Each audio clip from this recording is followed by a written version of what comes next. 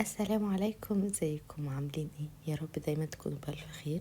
شتا دخل، يعني عايزين نشغل الفرن كتير، عايزين نعمل كيك نتدفى بيها. مفيش احلى ولا اجمل من كيك الليمون. كيك الليمون بقى خطيرة، اللي بيحبها هيعشقها بالطريقة دي، واللي مش بيحبها هيحبها بالطريقة دي. انا متأكدة جدا لو عملتوها مش هتبطلوها خالص وهتدمنوها، لان انا فعلا لما جربتها عجبتني جدا جدا جدا. وهي معروفة اكتر بانها كيكة الكافيهات، بس انا واخداها بقى من اختي، واختي عاملاها كانت بطريقة تحفة، وادتني الوصفة بتاعتها وانا عملتها وفعلا طلعت معايا خطيرة تجنن. الكيك مش مفرغ، الكيك اللي هي الدسم المكتوم شوية وطعمه خطير، والليمون مديله طعم كده جميل. فيلا بينا نعملها. اول حاجة، عندك ليمون اصفر يمشي، عندك ليمون اخضر يمشي، بس الاخضر بيدي نكهة قوية، والليمون برضو الاصفر انا عملتها مرة بالاصفر تاني طلعت طعمها خطير.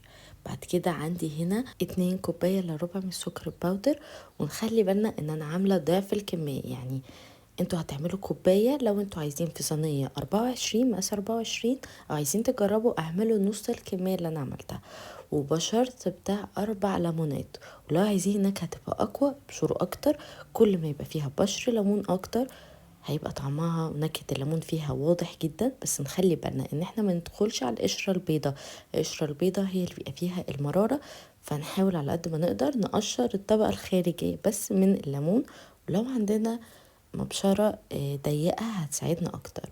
بعد ما بنبشر الليمون كويس جدا بنبتدي بقى نفضل نفرك فيه هو والسكر. ينفع سكر حبيبات وبيبقى افضل جدا في الخطوة دي، ممكن نعملها نص حبيبات ونص باودر. بس انا حسيت ان الحبيبات هياخد بس شوية وقت واحنا بندوبه، لكن الباودر بيساعد في الخطوات دي. وممكن كمان نعمل نص ونص، يعني نص كوباية بالسكر حبيبات ونص بسكر باودر، بحيث ان احنا نعمل الحبيبات في الحتة دي، الخطوة اللي بنطلع زيت الليمون او نكهة الليمون في السكر، عشان الكيكة يبقى طعمها وريحتها ليمون. لازم نخلي ان الزيت يطلع منها. انا اهو بوريكم عملتها في مرة تانية بسكر حبيبات، طلع الليمون والزيت فيها وكان واضح جدا. لكن في السكر باودر بصراحة ما طلعش قوي، يعني اخد مني وقت كتير وما طلعش وما عملش زي الليمون التاني خالص ولا الحبيبات. بعد كده جبت بقى كوباية خليط من الزبدة والسمنة، عشان انا ما كانش عندي كوباية كاملة من الزبدة، فحطيت نصها زبدة ونصها سمنة. وبعد كده رجعت تاني حطيت ربع كوباية تاني من السمنة، وهبتدي اخفق فيهم كويس جدا جدا جدا لحد ما يبقى الخليط بتاعهم كريمي. ممكن ما نضربوش بالمضرب الكهربائي، ممكن بالمضرب اليدوي. الكيك ممكن تتعمل كلها، بس الافضل والاحسن عشان ما تاخدش معانا وقت ولا مجهود، علشان تدخل في الشكل ده وتبقى كريمي كده وفاتح وعامله زي كريمه الزبده.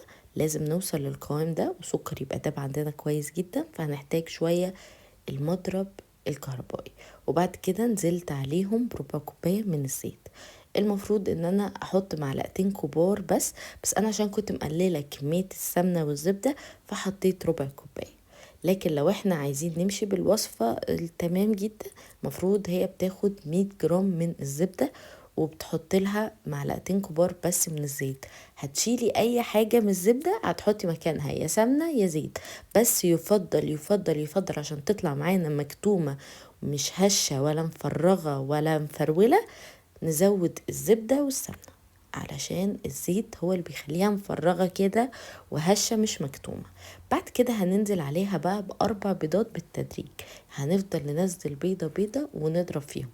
انا عاملة كمية مضاعفة، يعني انتوا اعملوا النص، يعني هتعملوا بيضتين وكوباية واحدة من السكر و وبشر ليمونتين 3، لكن انا عملت اكتر من كده.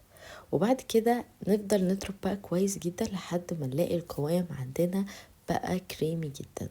الخليط لازم بتاعنا كل ما نضرب فيه كل ما هيدينا نتيجة حلوة. كده الخليط عندي بقى جاهز. هحط كمان باكت فانيليا او اختياري شوية، لان الليمون بيشيل اي طعم بيض او حاجة. بعد كده عندي 3 كوبايات هنزلهم بالتدريج، هنزل كوبايتين الاول واهم حاجة بندخل في اي كيك هنعملها لازم ندخل الدقيق فيها علشان الكتل بتاعت الدقيق ما تضايقناش. وبعد كده اخر كوباية وهنزل عليهم كمان بمعلقة ممسوحة من البيكنج باودر، ومعلقة ممسوحة عشان انا مش عايزة يبقى فيها فراغات كتير. لكن لو انتوا هتعملوا اللي هو مقاس 24 الصغيرة نص الكمية هتعملوا بمعلقة شاي صغيرة. وبعد كده هندخل تاني ورشة الملح ضروري طبعا. وبعد كده هنضرب تاني الخليط بتاعنا.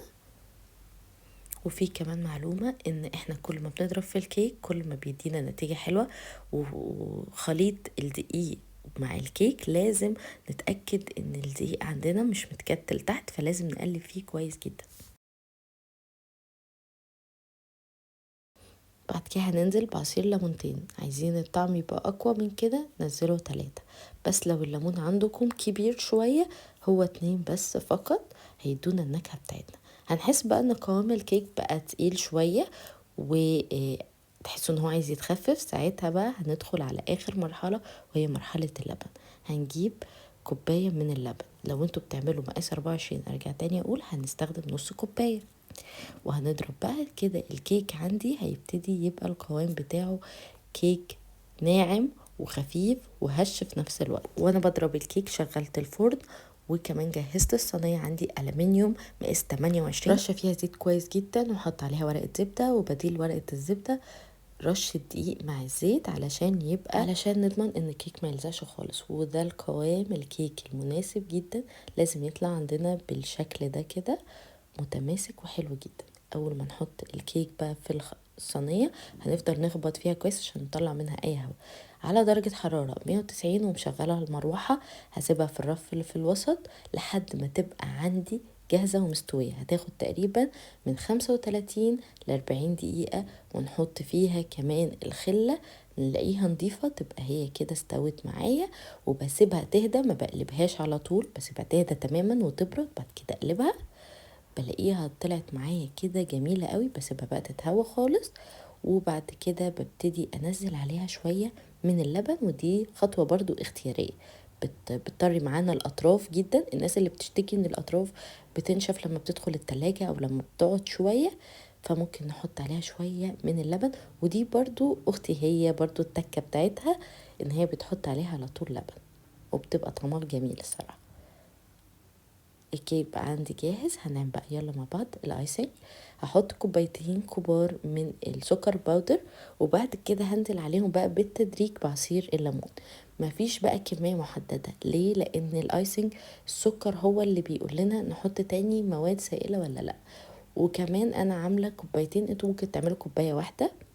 والايسنج بيتعمل وهو بيتحط على طول، يعني الكيك لازم يبقى بارد ما بيتعملش من قبلها. كيك لازم يبقى بارد تماما عشان نعمل الايسنج، لان لو اتعمل قبل الكيك بيمسك. فبنبتدي نقلب كويس جدا وندخل عصير الليمون كده في السكر وندوبه كويس، وما نزودش او ما نتخدعش فنحط كتير كتير فالايسنج يبقى سايل عندنا ويبوظ. فاحنا لازم عشان نوصل للسمك اللي احنا عايزينه نحط حبة بحبة علشان ما يزيدش مننا مرة واحدة. ولو احنا بننزل عصير الليمون زاد مننا او حسينا ان الايسنج بتاعنا سال قوي بنزود سكر باودر عادي جدا. لكن الاضمن ان احنا نحط كده حبة بحبة. وبعد ما حطيت كمية من الليمون قلت ازود شوية من اللبن عشان اعمل ميكس ما بين الليمون واللبن. لكن ممكن تستخدموا اللبن بس احنا عشان عاملينها كيكة ليمون فلازم الايسنج يبقى فيه ليمون. وممكن نعمل ميكس ما بين الليمون وما بين اللبن او ليمون بس على حسب الرغبة. كده بقى وصلنا للقوام اللي احنا عايزينه. ممكن نخففه حاجة بسيطة بس. بصوا بالشكل ده بقى سايل عندي ومتماسك في نفس الوقت.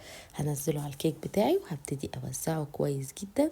وحسيت كمان ان هو عايز يزيد الايسنج عادي جدا، نفرد بس الحبة اللي احنا نزلناهم وبسرعة علشان السكر بيجمد بسرعة معانا.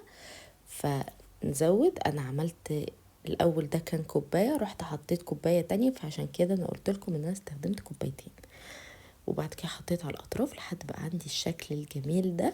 بنسيبه يبرد تماما لازم علشان نبتدي نقطعه او نعمل اي حاجة لازم يبرد تماما. وبالمناسبة ده برضو بيتعمل في الانجليش كيك، لو عايزين نقلل الكمية النص ونعمله في الانجليش كيك، هيطلع معانا احلى كيك ليمون طعمه خطير، من جوه كمان مكتوم وغني كده ودسم، وطعم الزبدة مع الليمون طعمهم خطير. لازم تجربوه بالطريقة دي. بصوا الكيك من جوه وحلاوته وجمالته وطراوته خطير بجد، لازم تجربوه بالطريقة دي، هتستمتعوا جدا بيه. ويا ريت الفيديو لو عجبكم ما تنسوش تعملوا لايك للفيديو، اللي لسه ما اشتركش في القناة يشترك ويفعل زر الجرس. وشكرا جدا لمتابعتكم الجميلة.